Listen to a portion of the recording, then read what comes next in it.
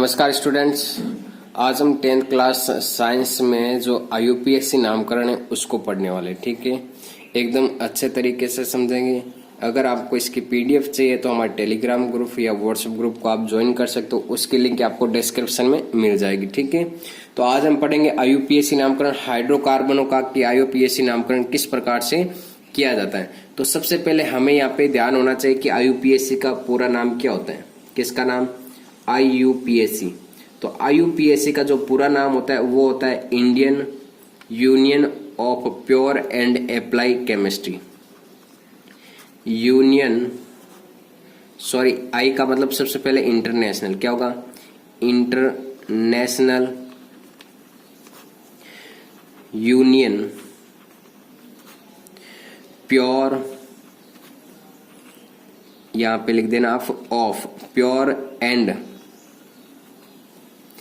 Applied chemistry.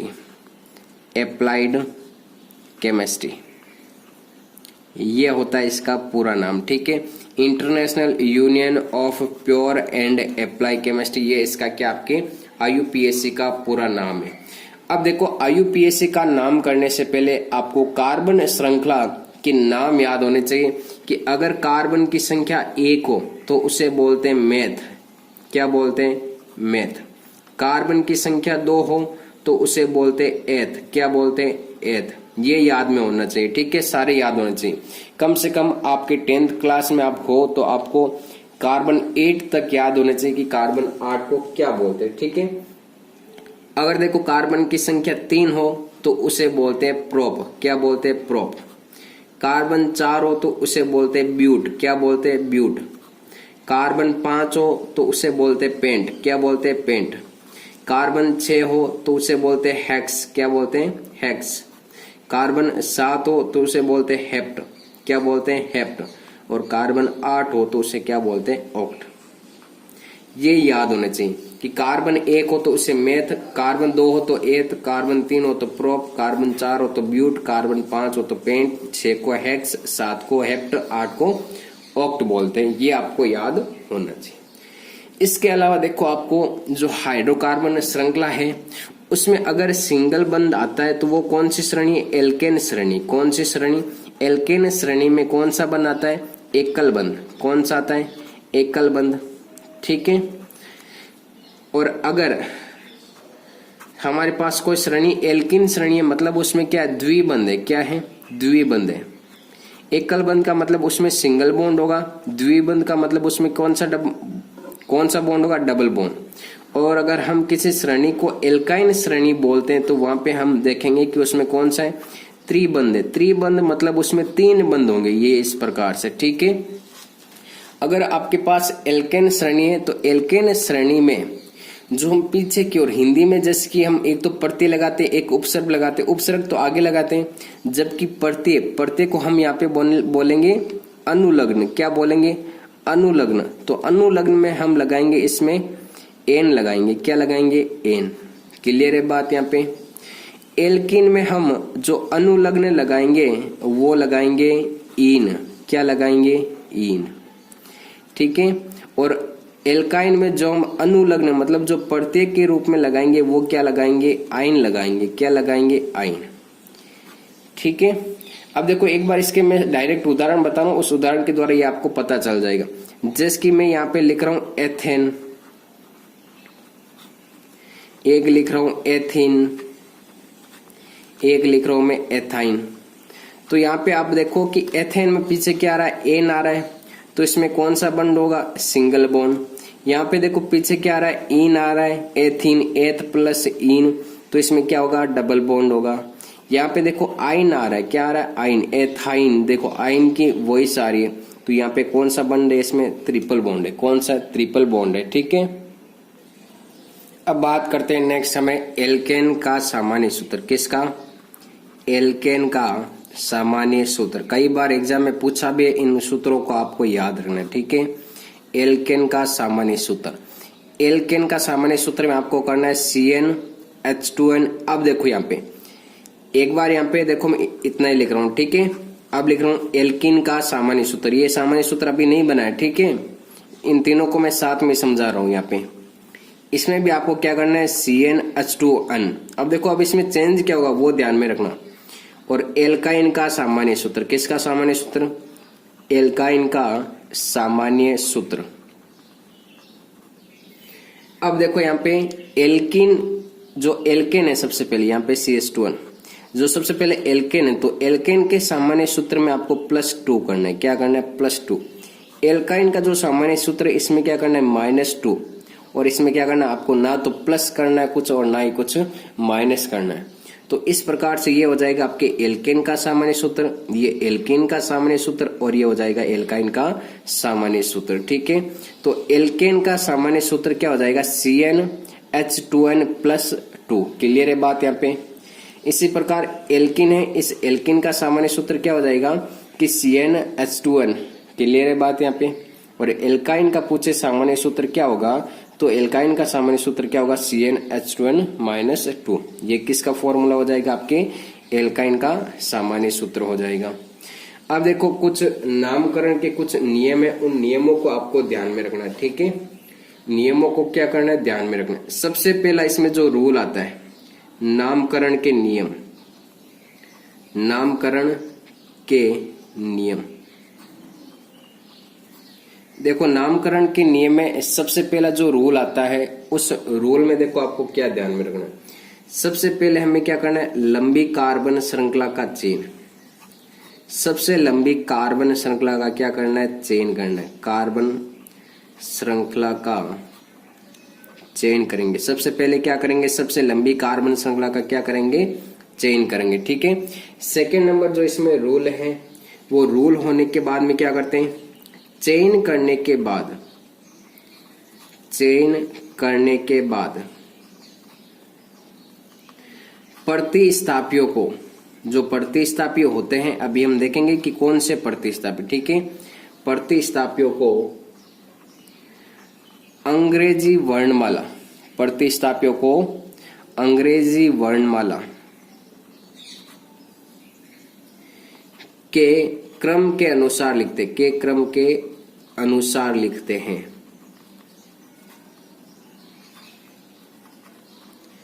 ठीक है, third number क्या ध्यान में रखना है इसमें, यदि प्रतिस्थापी 2 से अधिक हो, यदि प्रतिस्थापी 1 से अधिक, कर लो इसे, 1 से अधिक हो। अगर 2 प्रतिस्थापी है तो उसके लिए क्या लगाएंगे, डाई। अगर 3 प्रतिस्थापी है तो उसके क्या लगाएंगे, ट्राई। और अगर 4 प्रतिस्थापी है तो उसके लिए लगाएंगे, क्या लगाएंगे, टेट्रा। ये ध्यान में रखना। ठीक है, ये हो गए आपके मेन जो रूल है, ये ध्यान में रखने। अब देखो नेक्स्ट क्या है, कुछ प्रतिस्थापी में यहाँ पे लिख रहा हूं कि कौन कौन से प्रतिस्थापी, उन प्रतिस्थापी को आपको ध्यान में रखना। ठीक है, प्रतिस्थापी। अब देखो प्रतिस्थापी में सबसे पहला अगर प्रतिस्थापी आपके CH3 रहता है, क्या रहता है, CH3, तो उसे बोलते हैं मेथिल। क्या बोलते हैं, मेथिल। ठीक है, और एक आपके प्रतिस्थापी अगर C2H5, ठीक है, अगर ये प्रतिस्थापी रहता है तो इसे क्या बोलते हैं, एथिल बोलते। क्या बोलते हैं, एथिल बोलते हैं। क्लियर, याद रहेगा यहाँ पे। ठीक है, अगर आपके Cl यहाँ पे प्रतिस्थापी है तो उसे बोलते हैं क्लोरो। वैसे तो ये क्या होता है, क्लोरीन होता है, लेकिन प्रतिस्थापी के रूप में तो उसे क्या बोलते हैं, क्लोरो। और अगर Br ब्रोमीन है तो उसे बोलते हैं ब्रोमो। क्या बोलते हैं, ब्रोमो। ठीक है, अगर आयोडीन है प्रतिस्थापी के रूप में तो उसे क्या बोलते हैं, आयोडो। अगर आपके यहाँ पे फ्लोरीन है तो उसे बोलते हैं फ्लोरो। क्या बोलते हैं, फ्लोरो। ठीक है, और अगर यहाँ पे NO2 जुड़ा हुआ है प्रतिस्थापी के रूप में तो उसे क्या बोलते हैं, नाइट्रो बोलते। क्या बोलते हैं, नाइट्रो। ये सारे क्या आपके प्रतिस्थापी के रूप में जुड़े हुए रहेंगे। किस में रहेंगे, प्रतिस्थापी के रूप में जुड़े हुए रहेंगे। इन बातों को आपको क्या करना है, ध्यान में रखना है। ठीक है, अब देखो मैं आपके सामने कुछ उदाहरण यहाँ पे शो कर रहा हूं। उन उदाहरणों को आपको क्या करना है, इनके आधार पर, इन सारे रूल के आधार पर क्या करना है, आपको उनका नामकरण बताना है कि किस प्रकार से उसका नामकरण होगा। ठीक है, तो सबसे पहले मैं यहाँ पे जो उदाहरण लिखने जा रहा हूं वो उदाहरण लिखने जा रहा हूं। सबसे पहले देखो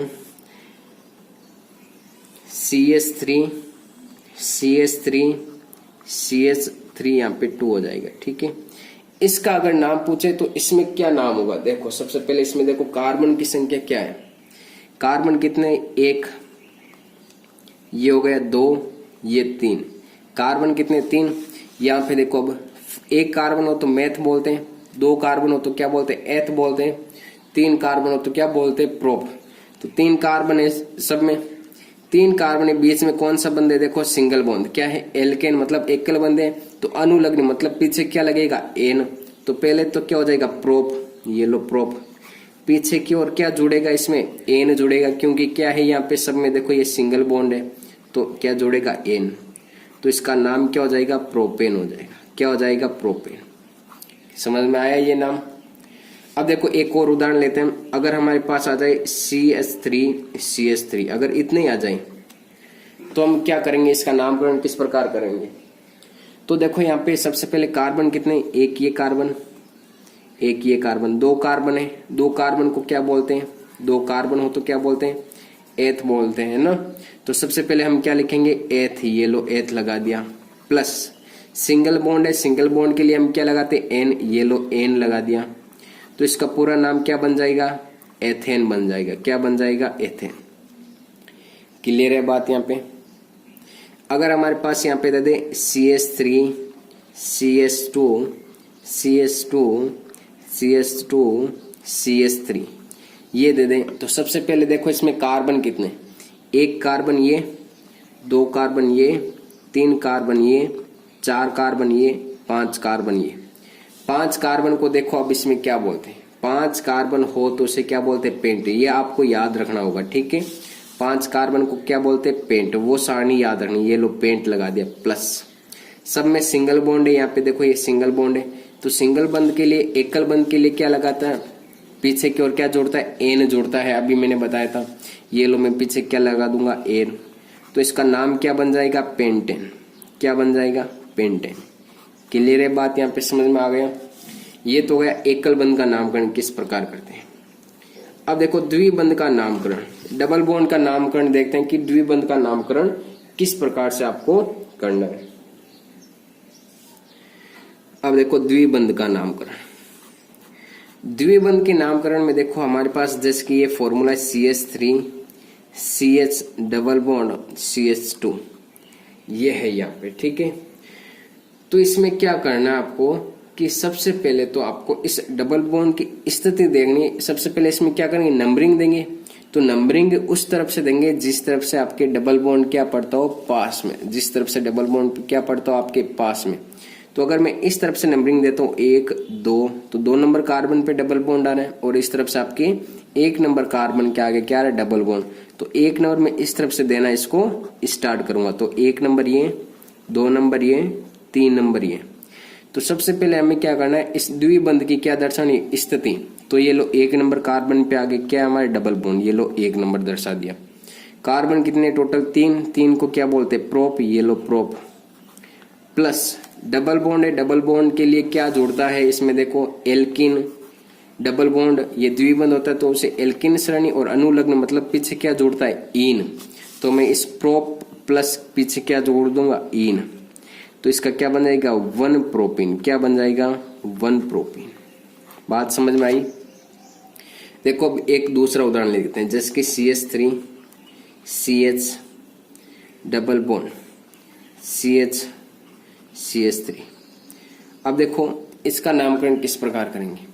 एक तो नंबरिंग हम इस तरफ से देंगे 1, 2, 2 नंबर कार्बन पे आगे डबल बॉन्ड। एक हम इस तरफ से देते हैं 1, 2, 2 नंबर कार्बन के आगे डबल बॉन्ड। तो किसी तरफ से इसको नंबरिंग दे सकते हैं। मैं इस तरफ से दे रहा हूँ 1, 2 और 3, 4। सबसे पहले क्या करते हैं, द्विबंध की स्थिति यहाँ पे दर्शाई थी, तो यहाँ पर भी हम क्या करेंगे, द्विबंध की स्थिति, ठीक है। तो 1, 2, 2 नंबर कार्बन के आगे क्या आपके डबल बॉन्ड, ये लो 2 लगा दिया मैंने। क्लियर है बात यहाँ पे? कार्बन कितने टोटल, 4 है पूरे कार्बन, 4 के लिए क्या लगाते हैं, ब्यूट, ये लो ब्यूट। डबल बॉन्ड है, डबल बॉन्ड के लिए क्या जोड़ते हैं, इन जोड़ते हैं, ये लो इन लगा दिया। तो क्या बन जाएगा इसका, 2 ब्यूटीन। क्या बन जाएगा, 2 ब्यूटीन। क्लियर है बात यहाँ पे समझ में आई? अब एक और उदाहरण लेते हैं, जिसके हमारे पास आ जाता है CH3, CH double bond CH, CH2, CH3। इसका नामकरण अब किस प्रकार करेंगे, ठीक है। तो इसके नामकरण में देखो सबसे पहले डबल बॉन्ड किस तरफ से पास में पड़ता है, इस तरफ से या इस तरफ से पास में पड़ता है। देखो इस तरफ से ये पास में पड़ता है, क्यों? अगर 1 2, देखो इस तरफ से ये 2 नंबर पे आ रहा है, इधर से हम 1 2 3 नंबर पे आता है ये डबल बॉन्ड, तो इस तरफ से क्या देंगे? नंबरिंग देंगे 1 2 3 4 और 5। सबसे पहले डबल बॉन्ड की स्थिति, डबल बॉन्ड कौन से कार्बन के आगे 2 नंबर, ये लो 2 लगा दिया, ठीक है। कार्बन कितने टोटल? 5 के लिए क्या जोड़ता है? पेंट। डबल बॉन्ड है तो क्या जोड़ेगा? इन, ये लो इन, बस इसको क्या कर दो? जोड़ दो, क्या बन जाएगा? 2 पेंटीन। क्या बन जाएगा? 2 पेंटीन। ये आपके सिंगल बॉन्ड और डबल बॉन्ड का अभी सामान्य नामकरण हुआ, ठीक है। नॉर्मल किस प्रकार से कर सकते हैं, कोई हार्ड लेवल नहीं था इसमें। कल हमारा जो नेक्स्ट लेक्चर होगा उसमें हम पढ़ेंगे कि ट्रिपल बॉन्ड का नामकरण किस प्रकार से करेंगे। इसके अलावा प्रतिस्थापी का भी नामकरण देखेंगे कि किस प्रकार से करते हैं। अगर ये वीडियो आपको अच्छा लगे तो इसको लाइक शेयर एंड सब्सक्राइब जरूर करें।